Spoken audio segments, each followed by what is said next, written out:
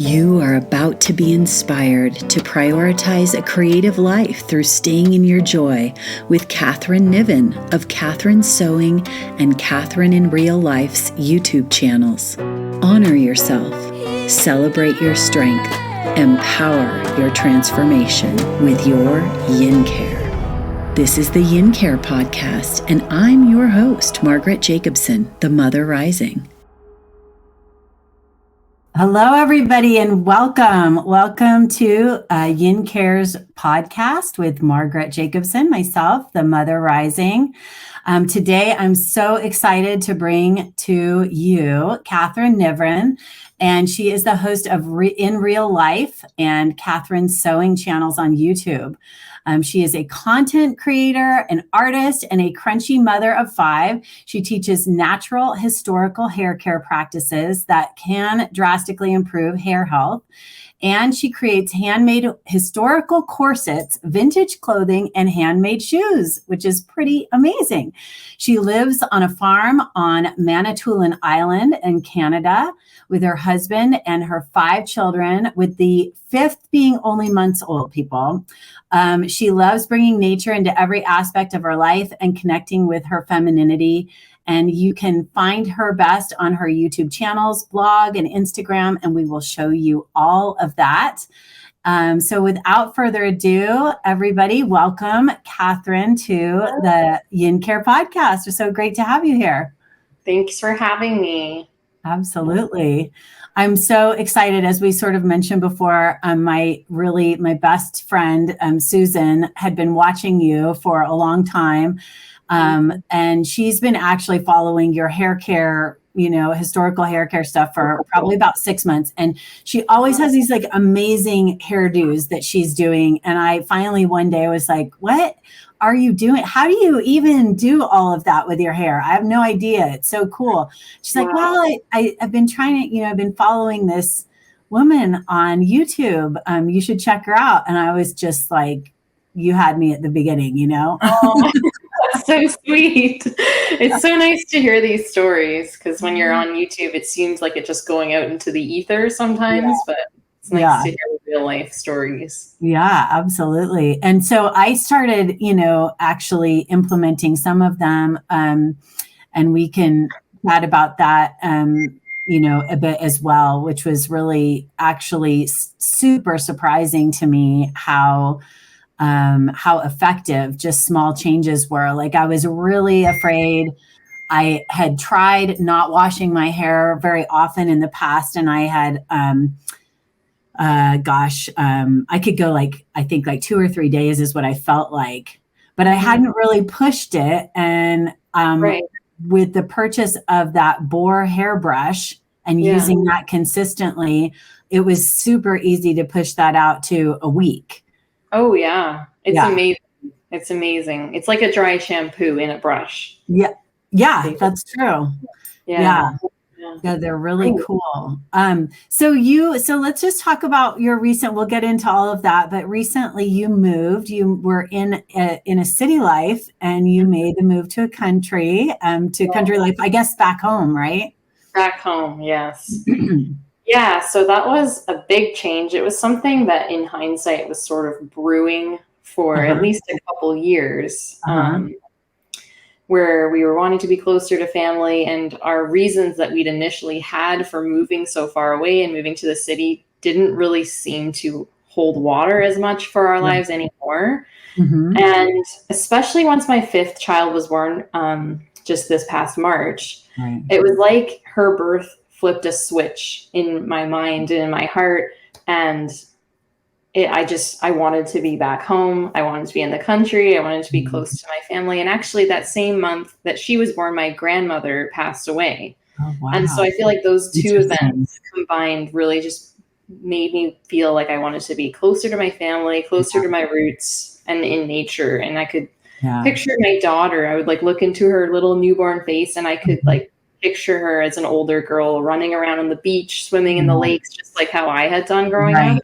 Right. And I just knew I wanted that. Absolutely. But we had no concrete plan to actually move, because it's a big thing, packing up and moving, and we didn't know where to go. There's not a lot of real estate availability here on Manitoulin. Wow. So we were thinking maybe we would buy land eventually and build something. Uh-huh. But then maybe like just over a month after we had this conversation with my parents about potentially moving back, I phoned up my dad one day and I was like, hey, how are you doing? And he's like, oh, we're just here. You know, the family's here. We're all just talking about your property. And I'm like, what do you mean our property?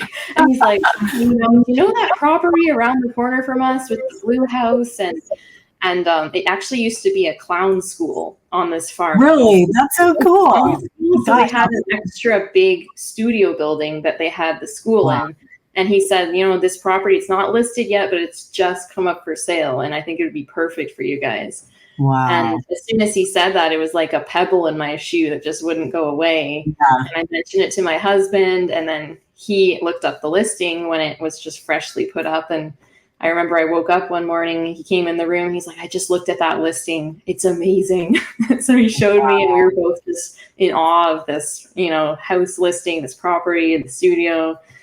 And it was really a big emotional process going from being happy, relatively content where we were, to actually picking up and deciding to move. Yeah. I sort of liken it unto like the feelings involved in birth, or like pregnancy and birth, like getting ready for a new child. It felt like sort of a similar experience going through this very tumultuous, emotional decision-making process. Right. And now we're here anyways, and we've been here just over a month. You piggybacked birth upon birth, basically. Yes, basically, that's what it felt like. Yeah, so it was good. But now that we're here, I've been able to take a breath and settle in, and I feel very like profoundly content and happy with this choice, and realizing just all of the benefits of being close to nature for our kids and being close to family as well. Yeah. And we were lucky that we get to have those two at the same time, because a lot of people have to move away from family to be in the country. Exactly. So, yeah. That's great. So you really love being in nature and stuff. So what has changed for you since you've been back there, as far as like just, tell me some of the things. Cause I know, having moved from city life to out in the country in Wyoming, like there were some big, profound, like ahas that I know I had never lived in the country before. I just let the city kind of build up around me. You know, I mean, I had more of a country feel when I was little, but you know, I was in the Silicon Valley area of California. And when I was little in the 70s, it was not like it is today, you know. It had been originally a bunch of farmland and everything. So it did have a sense of openness and spaciousness and peace, but it was still, you know, it was still fairly populated. So I never really did live out in the country. So I'm just curious what you've reconnected with since you've been there. Yeah, well, I guess I'll have to go back to my childhood a bit, because as a child, some of my most fond memories were of going out either into a secluded area of my parents' direct property, like their yard. They had a lot of trees in their yard, and I would find this little nook under this big maple tree where it was sort of hidden away from everyone else. And I would read my book and just have like an hour or two of just this perfect restful seclusion under this tree. And then growing up, when I was a teenager, sometimes I would feel, you know, upset, typical teenage angst sort of feelings. And I would go out for a walk into the forest with the intention of just walking out into who knows where and just sitting under a tree somewhere. And I would do that. I would just walk out into this dense forest, sit under a tree, sit on a rock for a while and just think, or maybe write in a journal. And I would come back just feeling so refreshed and so much better, like nature had almost absorbed what was happening in my emotions at the time. Yeah. And so that was always like a big form of self-care for me, was going out in nature. And so when we moved to the city, it's not that I lost that, because I still found ways to keep that feeling alive. I would go for walks, you know, to the nearby park. We lived near a really old historical manor that was turned into a park. So lots of big trees there. So I would go out into the park and sit under a big oak tree and read. But it was not the same because, you know, you go outside for a walk, like I would want, you know, I would use that walk for seclusion, for a time to process my thoughts. But I'm an introvert. Right. And so when you go out for a walk in the city, you have to cross paths with who knows how many people, like strangers. So every person you pass, I sort of would feel like this sense of just draining. Draining. I just wanted to be alone. I just wanted to be with nature. And then there's all these people. And it's not that I don't like people. I love people. But my form of recharging as an introvert is to be alone. And so I felt like I could never fully have that. And even when I was sitting under my big tree reading a book, there's still so many other people in the park that might be looking at me or thinking I'm strange for sitting on the ground rather than a bench, you know, stuff like that. And so now that we're here, what has changed is that we have a big enough property that I can go out for walks, hikes through the forest and just be completely alone because it's all our own property. There's no cars around. I'm just walking right through the middle of our property. It's just totally private and it's beautiful. It's a really nice way to unwind. And especially in the first week after moving here, understandably, I had a lot of tumultuous emotions during that time of adjustment. And pretty much every specific time that I can think of where I was feeling quite like emotional meltdown energy, I would go outside and go for a walk, usually in the evening. And I would come back just feeling like nature had absorbed it from me, like a sponge, and just transmuted it in a way. And then another thing that I've noticed is just the beautiful sounds, because in the city, there are still beautiful sounds, but you never fully can hear it because there's an underlay of all of the city noises and the busyness. And more than the noises, there's this hum of energy, like this busy sort of fast-paced energy in the city that I never noticed was there until coming here and feeling just the profound stillness and the soothing slowness of life. And then also being able to actually clearly hear the wind through the leaves and the water of the lake lapping up on the shore and the birds. It's it's really nice. I totally agree with you. I think you mentioned the sounds in one of your videos, and I was thinking, for me, when I moved to Wyoming, it was the sounds for sure, but it was also the not sound, like you're saying, that hum, like to not be in that hum of busyness and craziness was immensely healing. Like I would find myself just going outside and sitting and feeling the silence. And I just was like obsessed with how quiet it was. You know, my sleep improved, like everything that, it was just so incredibly healing for me to make that move. And it's crazy. I mean, for in Wyoming, you really are like out in the middle of nowhere. Like there's not, you can drive for miles and miles and miles and there's not anything, you know, and I am in a town, I'm just outside of a town and there's some stores, but you know, the nearest Walmart, which is what we have as far as like a big store, or even a Walgreens, you know, is 25 minutes away. You know, so it's not like you can just run around the corner, you know, which is good. I think, it's really good. It's a slower pace of life. It's really healing and nice. That's awesome.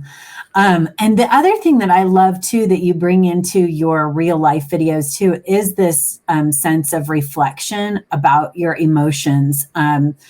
And I love, just for everybody that's listening that hasn't watched, Katherine does have these 2 channels. And so she had started out doing Katherine Sewing, right? And we can get into that. And then the other one that has kind of come out of that is Katherine in Real Life. And one of, and it has kind of streamed through both of them, is that you do share, when you are reflecting on your real life situations, you do share your emotional process, which I think is so incredibly refreshing for women to see, as far as like a real life situation, Right. because we often just go through our life without that moment of reflection around that. And, you know, it's really beautiful that you're sharing that with everybody. Did you make a choice, like knowledgeably, you know, to kind of go into that vulnerability?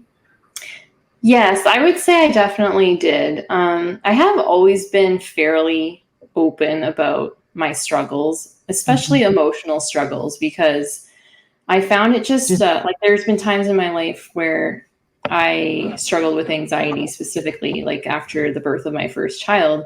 And it really helped me to be able to speak to people openly about it and not just view it as like, I don't know, this hidden, deep, dark secret. It's something wrong with me, but rather just share it as something that I was going through, that I was going to get through again. And so I guess I've always sort of had that pattern. And then women that I really admire in the online space that I have followed for several years now, the reason why I do love their content so much is because they are very open about their life, about struggles they go through, or about their emotional process. And I just find that so refreshing, because I think we all as human beings have this sense of only being familiar with ourselves and our own internal processes. So we tend to view other people and we only see their exteriors. So we tend to view ourselves as this like black sheep, like we're the only ones in the world who experience these emotional problems, or like, you know, arguments with our spouse or financial struggles, because we're not sharing it with each other. And then we think everyone else is just fine and dandy and we're the only ones with this problem. And so the people I admired were the ones who made me feel that I was not alone, that, you know, you can go through struggles and then you can get better again. It's like an ebb and flow pattern. It's seasonal. And so I guess knowing that those were the types of accounts and people online that I like to follow made me want to emulate that. And then something else that I think is really interesting to note as a creator, from a creator's point of view, is that when you are creating content that is creating this facade of perfection, and you're not showing any of your faults or any of your flaws, it can be actually, it's not only draining to the audience to have this facade of perfection presented to them, it's also draining to the creator, at least in my experience. And I've felt that.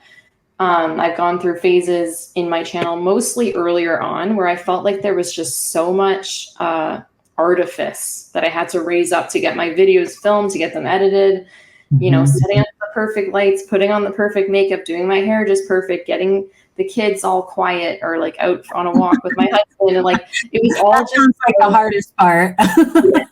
There was so much artifice that I found it very draining. And so I like to balance that with a heavy dose of reality.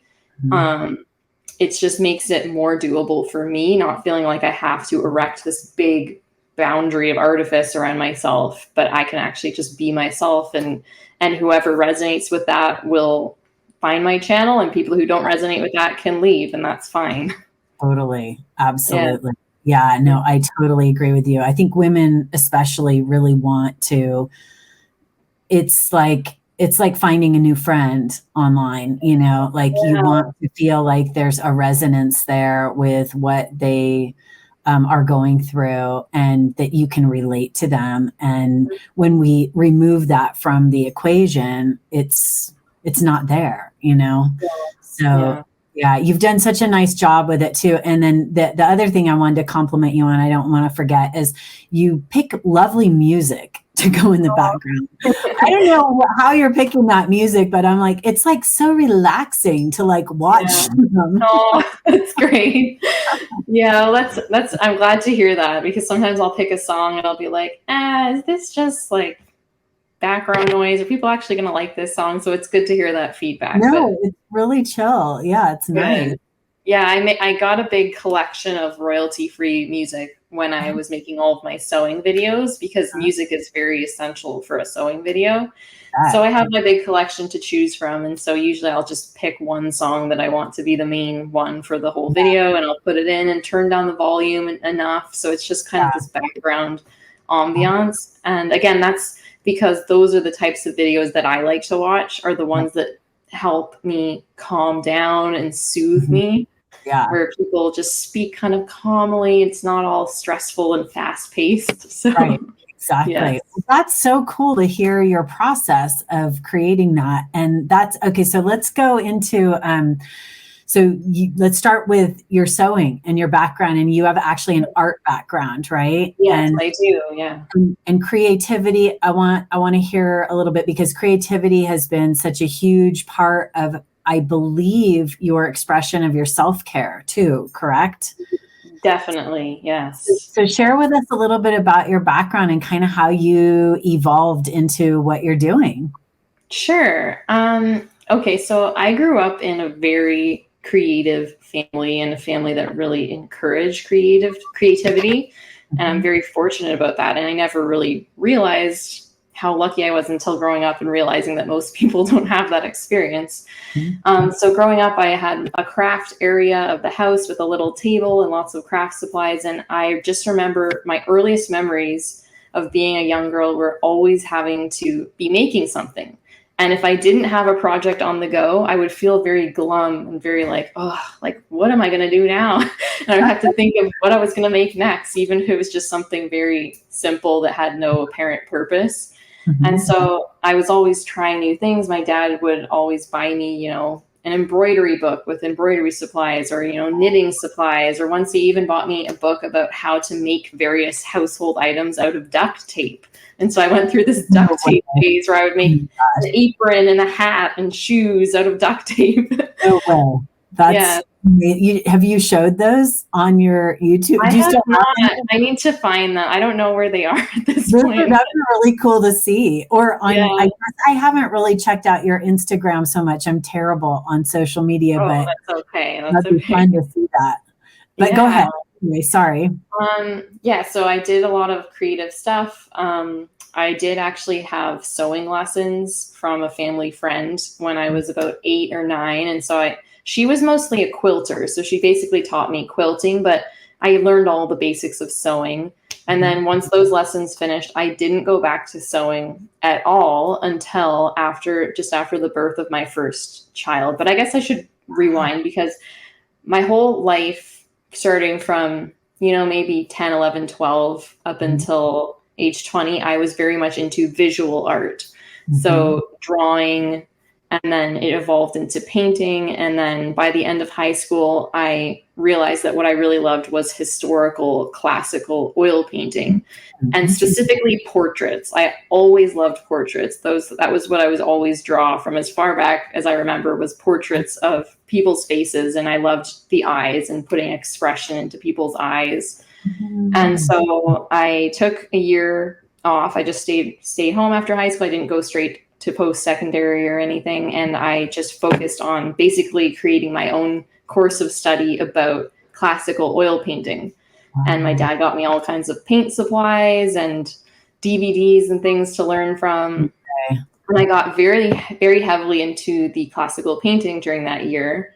But then simultaneously, I was beginning to struggle with anxiety at that point in my life. And so I began to sort of associate the anxious feelings I had with the painting in a strange sort of way. And so at that same time, that was around the time when my now husband and I were talking about getting married, because we've been dating for a few years and we wanted to get married. So with the whole life change of getting married, moving away from home, and then recovering from this period of anxiety as well, painting just fell by the wayside. And it was fairly conscious of a choice, actually, for me to let go of painting. And it was definitely sort of linked to the trauma of that mental health struggle that time period.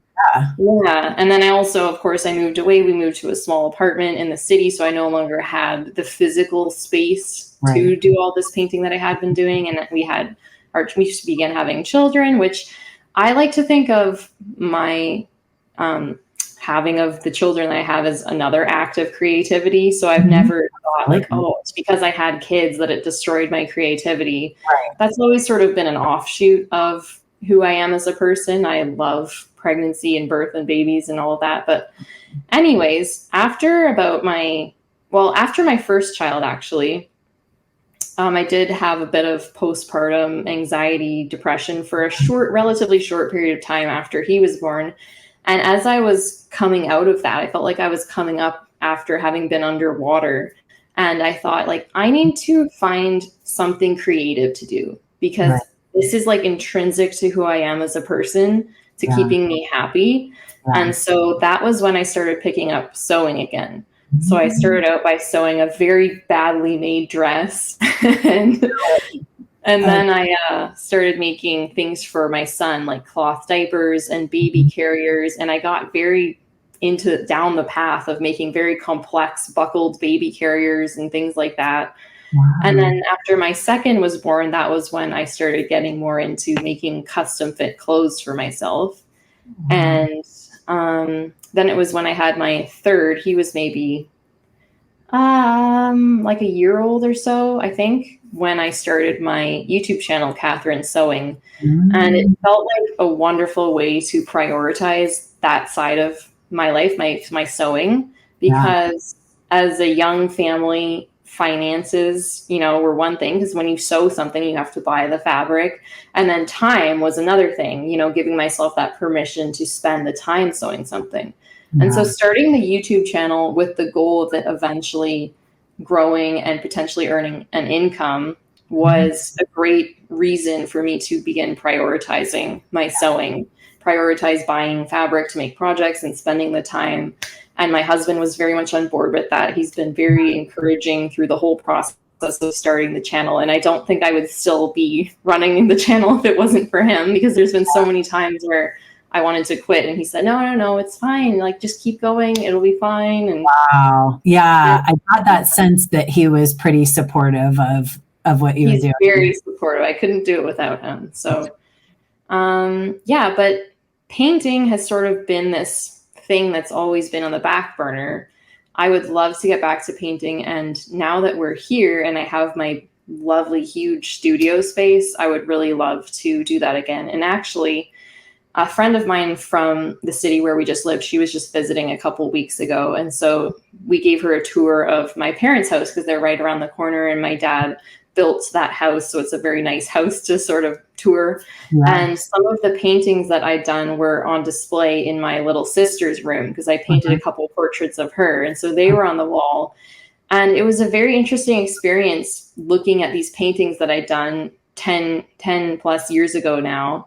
And looking at the brush strokes, and just, it was like a time machine almost, going back to who I was when I was painting that, and being like, wow, like I was so young and I did such a good job. And we found some more of my paintings stored away in the attic. And I was like, wow, like I barely even remembered that painting, but now that I see it, I remember, creating it. And just seeing my old paintings again really definitely revived my desire to begin painting again, now that I have the physical space. And I think that would be a great self-care thing to do for myself as well. That's so cool. I love it. I mean, it is, there's something really healing about going back 10 years prior and reflecting on things that you've done. I've had that same experience where I was like, actually, I was really good at that. I had no idea. Like at the time, I didn't feel like I was really doing as good a job as I was doing. That's pretty awesome. Exactly. Like, I should really do more of that. Exactly. That's exactly how I felt, for sure. That's so cool. That's neat. And one of the other things that I think is really important to highlight for women, that I feel like kind of got brought out in your move, was that you're not trying to do it all. And I don't know if you've consciously, like, because I know, like, having had 3 kids myself, right? And the pressures of our culture that makes you feel like you got to do everything. There have been instances that I'm listening to things you're saying, and I'm like, God, she's really got a good sense of balance. And I don't know if you sometimes we get that balance only because we had to hit like a threshold of trying to do it all. And then, we surrender to the fact that we can't. But there's, Right. the fact that like you allow, when you've talked about making meals and your husband's helping with certain meals or whatever, Right. or you have like easier meals, Right. or whatever, you kind of downgrade the standard. Yes. I'm not saying that it's not, you're doing a great job. But it's good for everybody to see that we're not always making like a 5-course meal for dinner, No way. Yeah. And also when you moved, you were able to accept help from your neighbor who did amazing things to assist you in your packing. Right. Oh, yeah. I could not have gone through that move without her. She was amazing. Yeah. No, I guess I haven't. I would say I have consciously thought about that, because I wouldn't say I'm as good at balance as you're necessarily portraying me to be. Because I definitely do lower my standards in certain areas when I'm focusing on other areas. But I do still tend to feel a sense of guilt about, like I remember when I used to bake all my own bread and it was this sourdough bread, and now, we're buying bread, or, my husband's giving the kids cereal for breakfast. Sometimes I feel guilty about that. But like you said, we have to realize what our threshold is of what we can do. And I think just my personality type as well. I've never been able to be one of those people who is very like stable and committed to one particular area and like specializing in that one area for your whole life. I tend to get very, very interested and focused on, one thing, and pour a lot of time and energy and learning into this one area. And then maybe I'll pull back a bit from that and learn more about something else I'm interested in. But I don't view that as a loss, because the time and the energy and the learning that I spent on this other thing in the past, it's still with me, and I'm still carrying that with me, and it can come out and help me and benefit me in other ways in the future. So it's like a seasonal pattern. Again, it's an ebb and flow. So I have gone through seasons where I was focusing a lot of energy on the cooking. And I would say I definitely burned myself out on that in hindsight, because I went through a very strict dietary phase where I was baking all my own bread. I was making all my own condiments. I was doing everything from scratch and very strict about what I was eating. But I got to a point of burnout with that. And so the past few years after that point have just been an act of bringing balance back and relaxing. And especially as a mother, I mean, I don't want to have this very stressful, tight-fisted attitude around food, specifically with my kids. Because I look back on how I was raised, and I think it was a good balance of, we were allowed to eat candy here and there. We were allowed to eat dessert. So it didn't become this really strict energy where you grow up, you're never allowed to have candy. And then, as soon as you leave the home, you just binge on candy. It was a very balanced view. So that's how I'm trying to be around food, and not driving myself crazy, because I have gone through phases, like shortly before the move, actually, I was like, I'm going to start cooking all 3 meals again. And I did last for a while with that, but we're back to my husband making breakfast now, because there's only so much I can do. Yeah, exactly. That works, and it's a team effort too. And the other thing that I think people forget is, what about that time that daddy's there, put with the, if we take that away, then the kids don't have dad doing that, Exactly. Yeah. Actually hugely important for them to see. They're getting that social, emotional component. It's not just the food, and I'm like, I mean, we do advocate for a lot of like food stuff within our practice at our clinic. Like just we have a lot of patients that are, working on some really challenging healthcare situations where they have to, they really have to focus on making big life food changes. And there is a significant commitment to that. That being said, we always like to go, okay, like, you still have to show up to, holiday parties and be able to navigate like the social components of these things. So how are you going to do that? We don't want to leave people midstream. And it's the same way with just having balance in your own family life, But, exactly. yeah. So you've done some really cool things on your sewing channel, which I, wanted to point out. I would love, because you do have a corset making class. I would love to know how you got into corset making, why you like them, Sure. what modern women need to know about corset making, because it's kind of cool. Yeah. Let's see. I always loved historical dramas. First of all, growing up, I loved historical dramas, and I loved when I would draw my pictures as a young girl, I would often draw pictures of women wearing these beautiful old-fashioned Victorian dresses. So without even knowing about corsetry at the time, I was kind of unconsciously attracted to historical clothing, which involves corsets for women at least. And I always loved historical dramas. And I remember specifically there was this one historical drama that my mom and I watched a lot. And we watched a special features interview with the actress.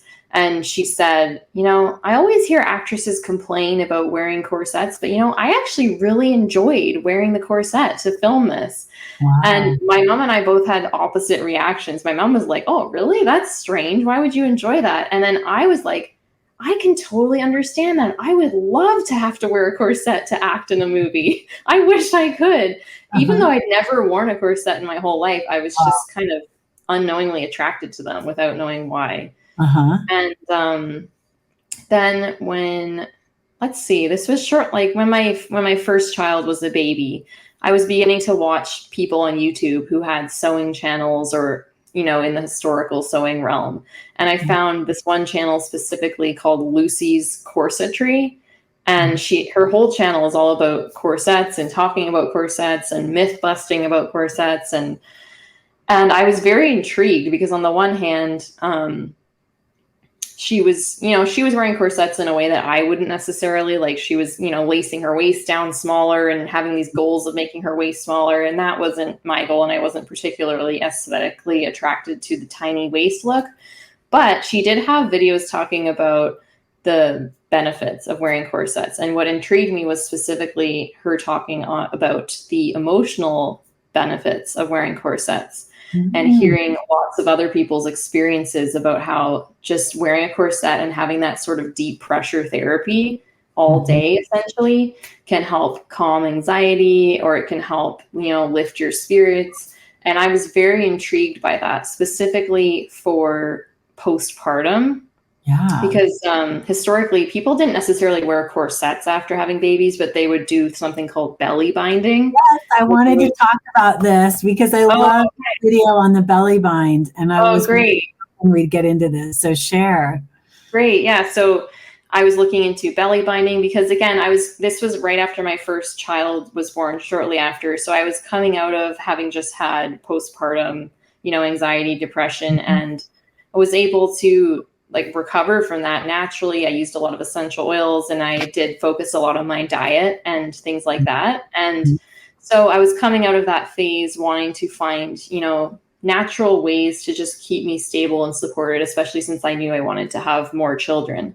Right. So I looked into belly binding and I made my own belly binding strip of fabric. And then I decided to make my own corset using an online, pattern drafting tutorial where you draft one to your own measurements.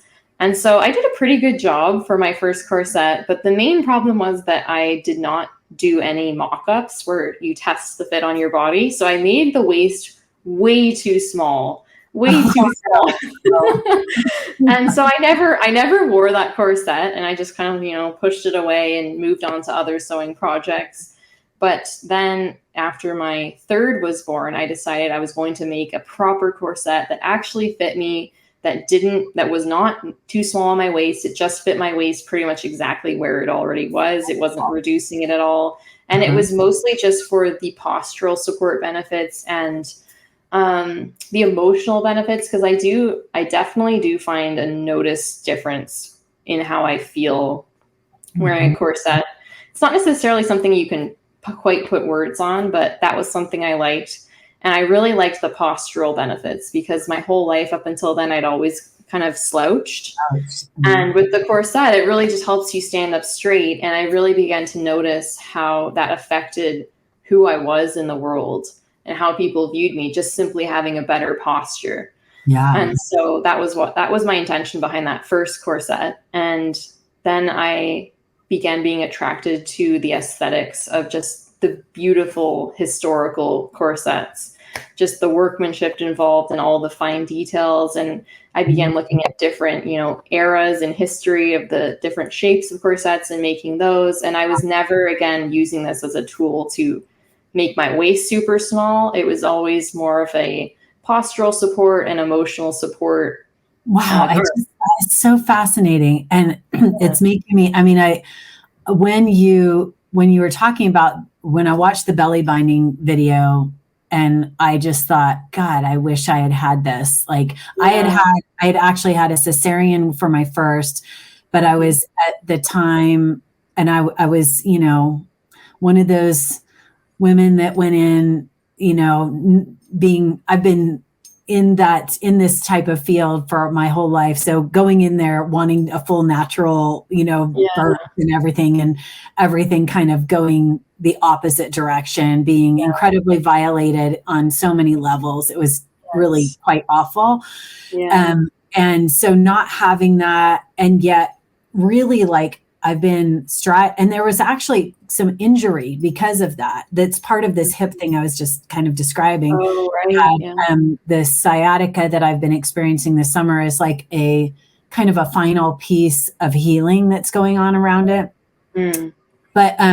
But the belly binding, I've noticed this in some of the kind of spiritual circles that I've been involved in, where we're really working on womb health and womb care and womb connection, and where we're area and how. There we go. My video just, sometimes the stream gets a little weird here. We are out in the country, so I think there's just the connection. But, just having that sense of pressure with your own hands feels so nurturing and so supportive. And but it made me think when you were just saying that posturally, I don't have an issue per se with my own posture, but I do have compression, which is causing this issue. And I'm wondering if that type of corsetry support would be helpful now. I'm like, gosh, that is so intriguing. I wonder if I had something like that. Yeah. So actually the YouTube channel that I mentioned called Lucy's Corsetry, she actually compiled a book. I believe it was originally called Solace, but I think she may have changed the title since then. But it was basically a compilation of many, many people's experiences of the benefits of corsetry in their lives. And a lot of them, it's either emotional benefits or many of them it's physical benefits. Like a lot of them might have suffered with back pain or pelvic pain, and wearing a corset just helped bring them that stabilization to relieve their pain, to the point where a lot of these people can actually even get their corsets covered by their benefits because they use it as like a medical support device. Wow. Yeah. Okay. So how are we going to get these available to women? That is so cool. That would be really something I would love to be able to, sell to women so they could have access to it, because that's huge. But I was just going to share my only memory of, I don't know, they didn't call it a corset. I'm trying to think what my mom called it. My mom had a girdle. Yeah, my mom had total girdles, and I thought they were so cool looking because they were all sexy and lacy and everything. So I would sneak in there and put them on, and of course they were, as I got older, of course they were tighter and tighter, and I was like, why would anybody wear those things? Yeah. And it was meant, Yeah. to push everything up and suck everything in and, Yeah. all of that. Yeah. Yeah. I mean, there's so many different, like, I would say the mainstream viewpoint towards corsetry is like what you said, like, oh, why would you wear that? It's so uncomfortable. And coming from a modern viewpoint of all our clothes tend to be stretchy and, we tend to want to move like in certain ways where a corset you maybe might not allow you to. But then the misconception is that corsets were always laced, so tightly. Right. When in reality, most women, and I've actually seen people online who specialize in this look back at historical health records of like women's waist measurements, for example, with and without their corsets on. And the vast majority of women were not using it to reduce their waist by anything more than like a couple centimeters. Right. It was mostly it was basically their equivalent of a bra because they didn't have bras. So the corset was the bra, and it was also just the overall structure of their outer garments. Right. Right. Yeah. And they wore it. Now I've seen you wear it on top of. Yes. And is that how they wore it? Yes. So that's another huge misconception about corsetry. And you often see this in movies that aren't doing too great of a job with historical accuracy, where they show a woman wearing a corset on bare skin, when that would be very uncomfortable because it's a tight fitting garment.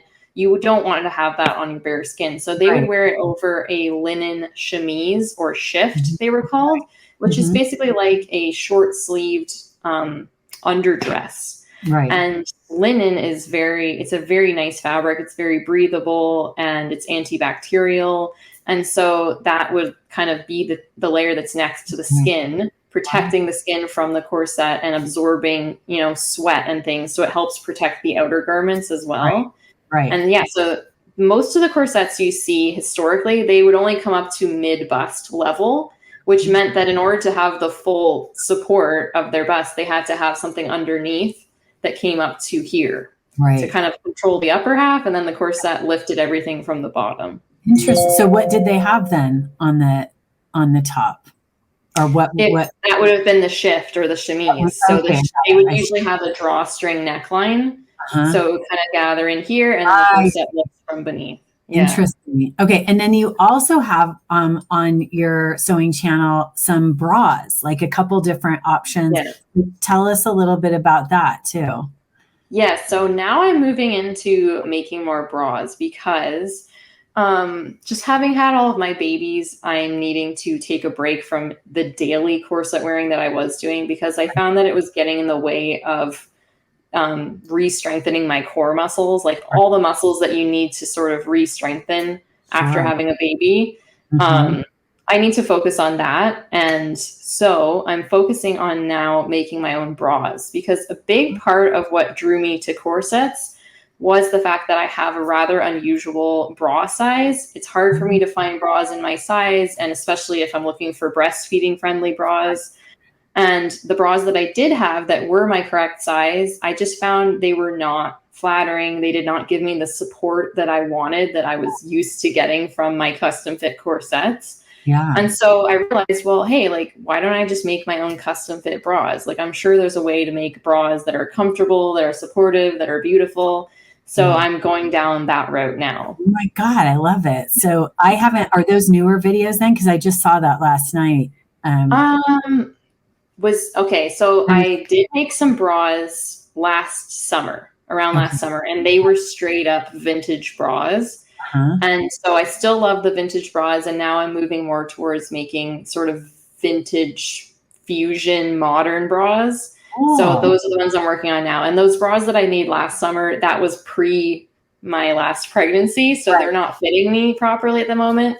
So I need some bras, and I really need to get a few new wardrobe pieces, but I sort of view the bra as the foundation. Like once I have a well-fitting bra, I can sort of build around that and make some outer garments that I'm liking better as well. Yeah. Well, I love this too, because I mean, we don't talk a lot about it, but what we put around our breasts is so important to our breast health, you know, and how tight or how constrictive, especially when we're nursing or, you know, not nursing. Like, I mean, you have to have something that's comfortable and supportive, but not too tight. And women will wear things that are still, even in this day and age, that are still too tight. Yeah.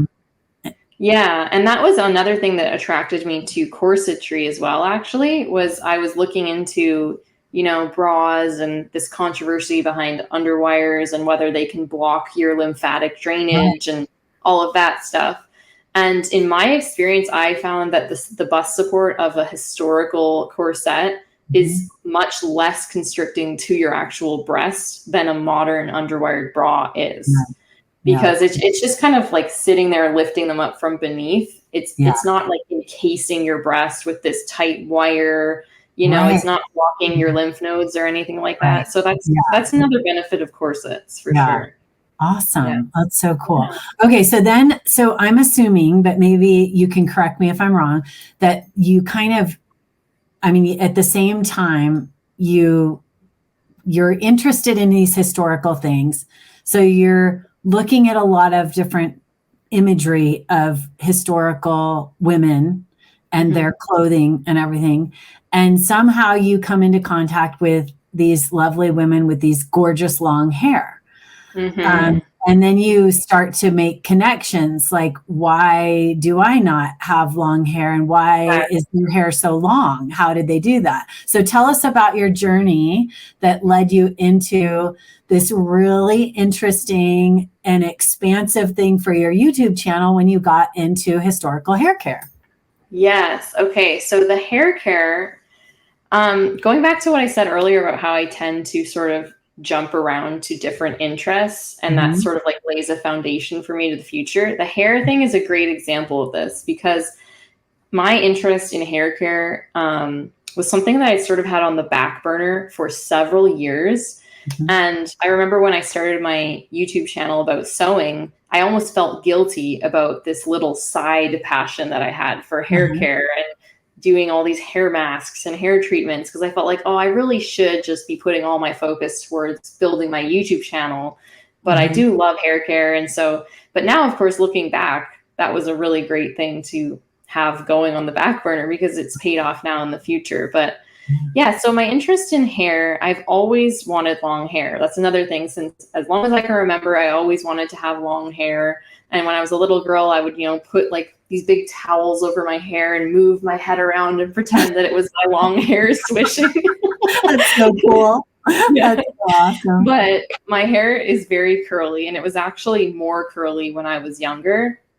And so it was a lot harder for me to grow my hair, because curly hair people, they tend to struggle more with hair breakage. It's not that their hair isn't growing, it's just that it's breaking off maybe faster than it's growing. So it just seems to stay at the same length. And that was definitely my issue. I remember going through high school and estimating, if I go through a couple years with just barely trimming my hair, it'll have grown this much, by the end of high school.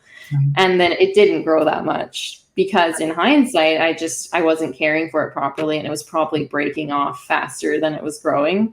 Right. So I always had this side interest. And then around the time that I was becoming interested in corsets, I was, like you said, also looking at these old photos of women with very long hair and just feeling like, I want long hair like that. And I just had this certainty, like, I will do what it takes to grow my hair that long.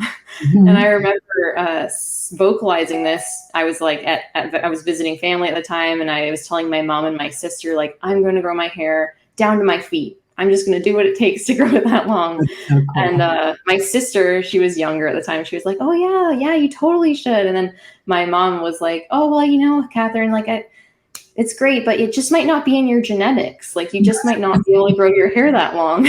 Right. Well, moms are good with that kind of advice. They don't want you to feel terrible if it doesn't work out. Exactly. So, but inwardly, I was like, yeah, but you know what? I just had a sense that, I'd been doing things wrong, and I knew that if I corrected things somehow, I would be able to grow it long, because I was looking at these old photos of women with long hair, and I was like, they must know something that we don't. Right. And I'm going to figure out what it is. Yeah. So that definitely did not happen overnight. It was a long process, and it coincided with a big lifestyle change that I had around the same time, because After my first child was born, I became a lot more interested in eliminating chemicals from my home and from our life, personal care products, everything. And so I began looking with a critical eye at all of the hair products I'd been using my whole life and being like, I can't pronounce any of the names. This list of ingredients is so long. Why am I putting this on my hair all the time? And so I was very principled on that. And it's a good thing I was, because it was a rough ride once I eliminated those products, just figuring out how to care for my hair, especially because it's so curly. And I had really been relying on lots of conditioner and lots of styling products to keep it looking nice.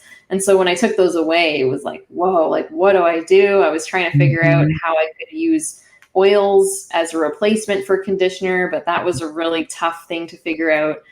And so it was definitely a long process, but along the way, I found people on YouTube specifically who helped me. And a lot of them were actually in the like Black natural hair care community, because a lot of them have found ways to care for their hair naturally with ingredients like clay and with oils. And so I was learning from them, because my hair, it does bear actually more of a resemblance in just how it likes to be cared for to the Black hair community than to the Caucasian hair community. Sure. So I learned a lot from them.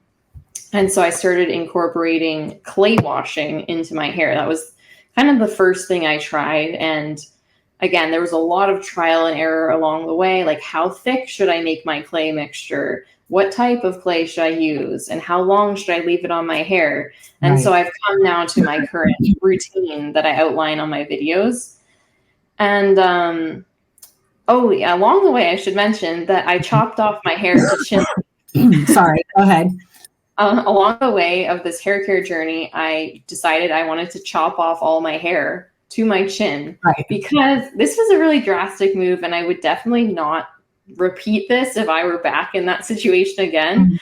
But I was really frustrated with all of the unevenness in my hair, because I'd had layers cut into it in the past. And then in addition to the layers, I struggled with a lot of hair breakage that would happen more in some areas than in other areas. And so I was like, you know what, if I'm going to grow my hair, I just need to have like a solid starting point of all the same length. And so I decided basically to cut it as short as all of the shortest layers, which was like chin length. And so once I did that, even though it was very dramatic and a little bit traumatizing to cut off all of my hair, it gave me a very clear like starting point, to where as soon as my hair grew a bit longer than that, I would be able to see like, okay, I've made some progress. Or, you know, I would try out various different hair growth promoting masks and things and be able to see a difference very quickly, because my hair was so short. So it was easy to see a length change. And and then eventually actually just getting interested in sewing helped my hair to grow, because it took away all of this mental focus that I had on the hair growth, where I was like obsessing over it, like, has it grown a centimeter? Oh my God, that's so funny.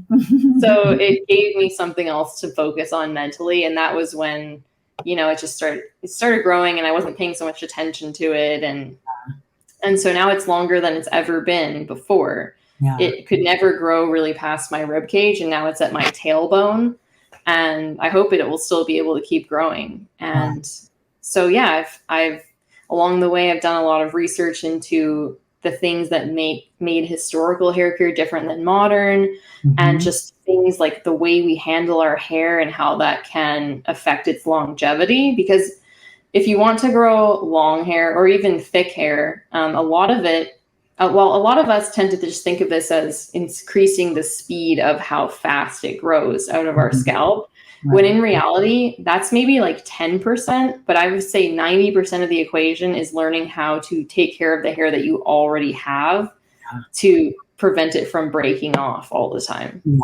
Absolutely. And I think that's, it's such a great segue into just looking at everything holistically, in the sense that, you know, we have completely reduced our hair care to just washing it and conditioning it and styling it and whatever. Like, we are not thinking about it as as a component of the body that needs to be tended to. Exactly. It has actual, part like the oils that are coming, you describe it so well in your videos. The oils coming off the scalp are so important to coat the hair, and why that boar hairbrush is so fantastic, because it just pulls the oil, off of the scalp and down the length of the hair. And it is just in and of itself your natural hair conditioner. You don't have to pay for anything else. It's free, people. You're already making it. It's not gross. It's not. And that's the other thing. We've been trained to think that our oils are gross. Our oils are not gross. They're not gross. The stuff you buy in the store is gross. Yes, exactly. My husband makes an herbal formula for hair growth it's like a powdered herbal formula. And so he has a bunch of us in the office on it, and a bunch of patients and everything. And we all have noticed significant hair growth from that. But I know a lot of the quality of my hair and I don't have it down right now, but it's interesting. I have some weird stuff going on back here because we chopped off the back of my hair to do a heavy metal test, to test for heavy metals. So I have these like tiny little short hairs growing in the back that look ridiculous. Oh, I always have that. I have short hairs all around. Short hairs are a thing. I mean, well, with straight hair, it looks a little weirder, but I do end up pulling it back quite a bit. But it is really, I have to say that the quality of my hair, when I look back at pictures, since I've made changes, because we're in a very dry climate for one thing, and I was blow drying my hair a lot more, and even straight, whatever you call that, straight ironing or whatever, flat iron, and it was so fried out. I did not realize how fried out my hair was. Like, it was just, when I look at pictures, it just looks so dry, and when I see it now, it's like lush and healthy, and I mean, you just can't compare. It's night and day, Oh, that's so nice to hear. Yeah. It's even, I noticed that because I go through even ebb and flows with my own hair care routine, because I've been doing this for several years now. And obviously I'm not always going to be able to focus the same intensity of care on my hair at certain seasons. Right. And so I always keep a baseline of certain practices that I want to do at a minimum. But I've gone through phases where, I'll do more boar bristle brushing, or I will get more focused with my scalp oil treatments and applying hair growth promoting treatments to my scalp. And then even I can see I'm getting more baby hairs growing in, or my hair is, silkier, it's more manageable. So it's always nice to see that. Yeah. Definitely. That's so cool. Okay. So my friend had a question too. Oh, she wanted to know how much hair loss you have in a week. Do you have significant, and she was just wondering in general, and I was adding, and she doesn't have this experience, but for me, when I do wash my hair at the end of a week, because I am able to go a week now, I do a full scrub down, and I will notice that there is a lot more hair that'll come out just because I'm brushing it, they're just kind of gently brushing it throughout the week, but I do more of a scalp scrub and everything on that one moment. So I think there is more hair that's coming out. I'm not ever worried about it, because it doesn't seem, it's not like it's coming out in, patches or anything like that. But she was just curious, more like when you're brushing your hair, is there a significant amount of hair coming out? Or I guess you probably do more finger detangling. Yeah. That's a great question. For me, I will say that the amount of hair I lose can greatly fluctuate depending on what's going on for me hormonally. Right. So, for example, during my pregnancies, I will lose virtually zero hair.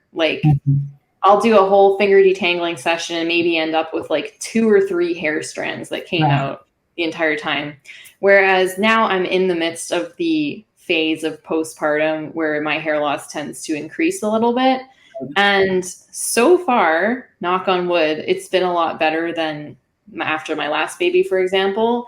I think that's mostly due to dietary things that I improved this time around, namely just eating more frequently and eating enough.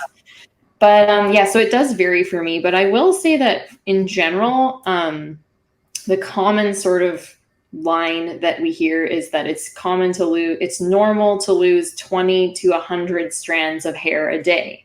And I would say that I think that's actually a bit on the high side. I think that's considered normal simply because it's common, but it's not necessarily like healthy. Exactly. So certainly if you're getting close to 100 strands of hair loss a day, I would say that's a bit on the high side. Now, for me at this point, my hair is shedding a little bit more because it's sort of making up for all the hairs that it didn't shed during pregnancy. So I'm not worried. But even now, like in the midst of postpartum and things, it's still not excessive.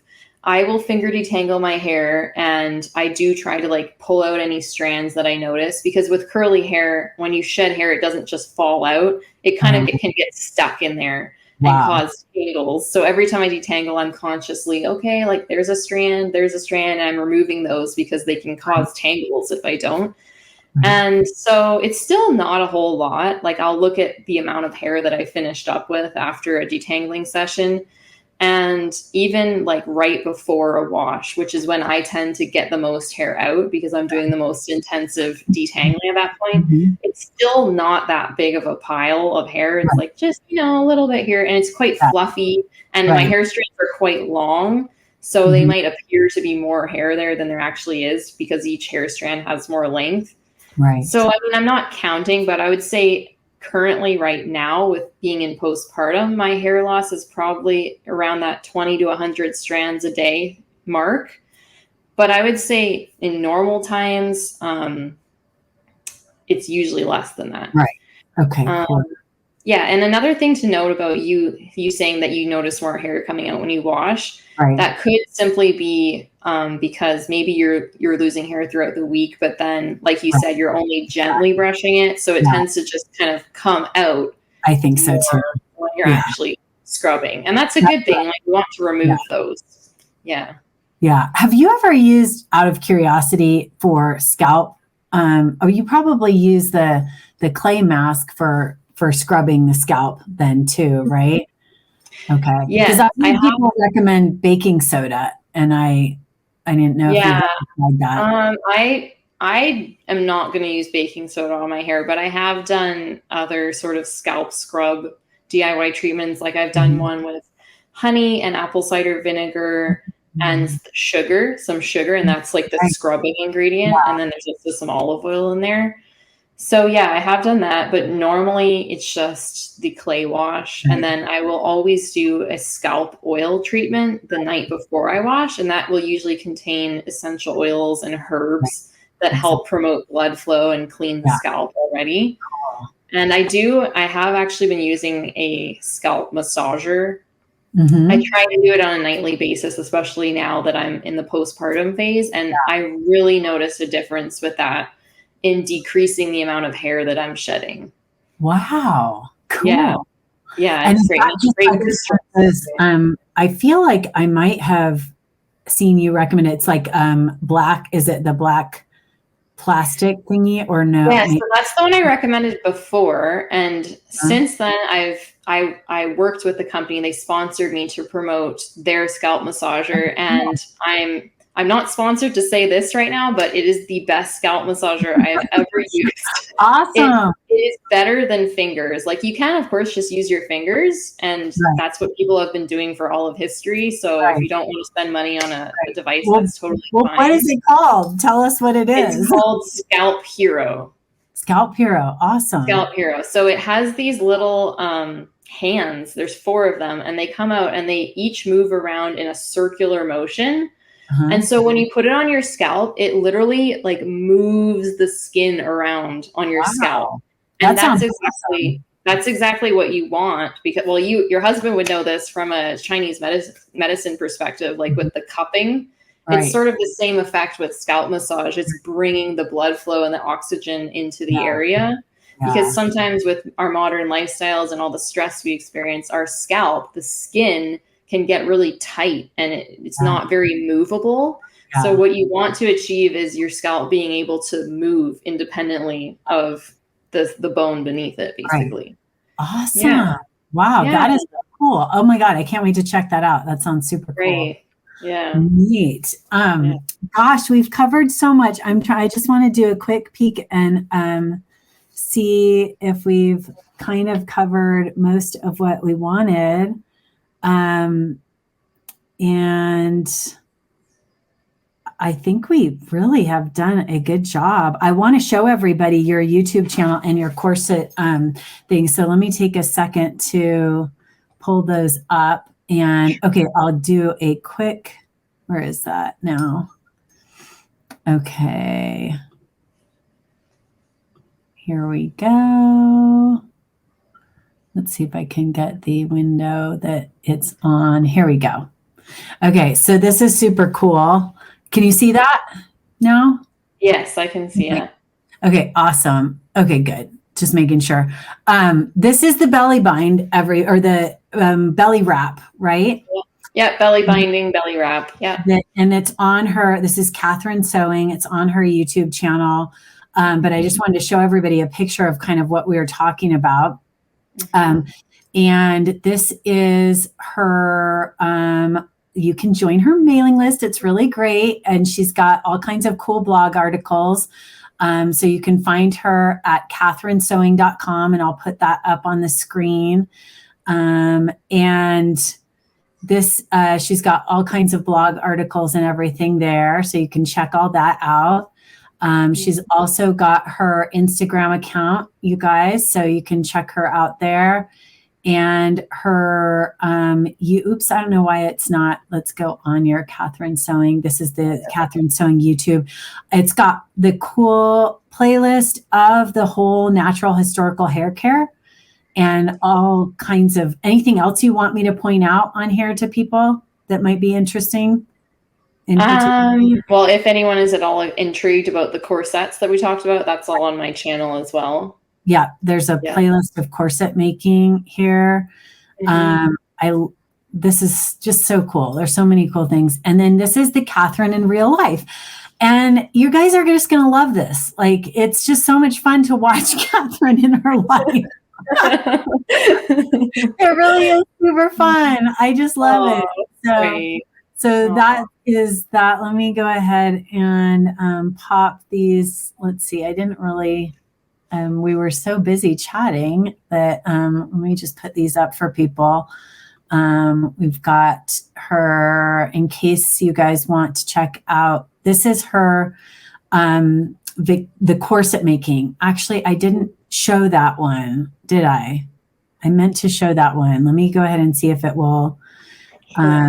So you guys can take a look and see. I should be on that one. I thought I had it there. There it is. Victorian custom corset making. So this looks like an amazing class that you offer. And it looks like you do some like personal coaching as needed if people are running into hiccups. Is that right? Yes. Yeah. Every course purchase includes a year of one-on-one coaching through email. So you can ask me questions about whatever is going on with your process and I'll guide you. That's awesome.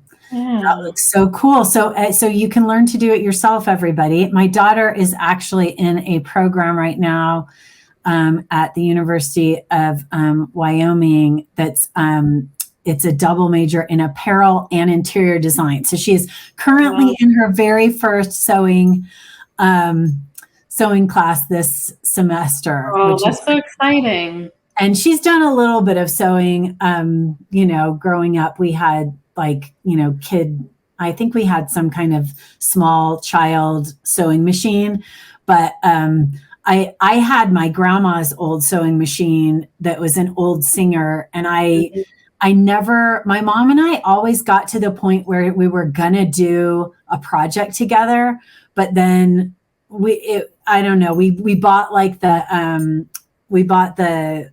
patterns and everything and the fabric, and then we never made time to sit down, and it always bummed me out. But when my kids were little, I had the mental capacity to actually back and figure out how to do something. So I would, like, for their Halloween costumes, I would take, whatever it was, I was making a bumblebee, for one kid, and I'd take a shirt or whatever it was, and I would, kind of deconstruct it and make my own pattern. That's a great way to learn. Yeah. So it was fun, and I loved it. And so I actually do have this great sewing machine now that I have to pull out. So maybe I'll play with the corsetry. You never know. Yeah. It's an advanced one, but I'll play with and then everybody, let's just so these are the YouTube channels, and it's Katherine Sewing, and then and she's also got the like I said, the Katherine in real life, but here's her regular katherinesewing.com. So anyway, thank you so much for coming today and doing this interview. Is there anything else you want to share with everybody? I feel like we got most of it, but anything else that you feel like needs to be said?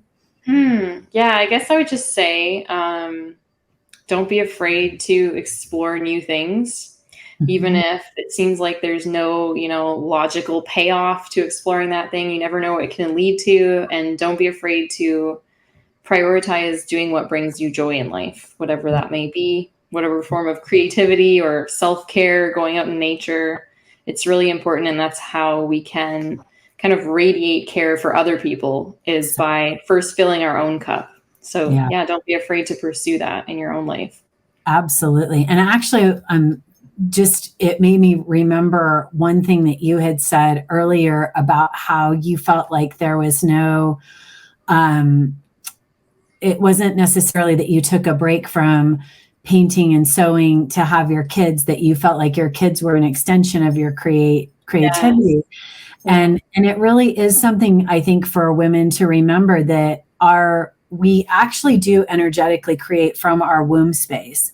And so everything that kind of channels upward energetically, even if you aren't necessarily perceiving that, it does start for women in their womb space. And so it's absolutely 100%, right on that that you're going to take a break from other creative projects that are external to build a baby. That's true. That's a good reminder for me too, as well. Like, maybe once my kids are older, I'll have that increased energy to get back into painting or something. Yeah. Oh, absolutely. 100%. But I love that. That's great advice to leave us with, just really honoring the fact that, having these creative projects is really important in our lives, and all of that kind of good stuff. So thank you so much, Katherine. I so appreciate it.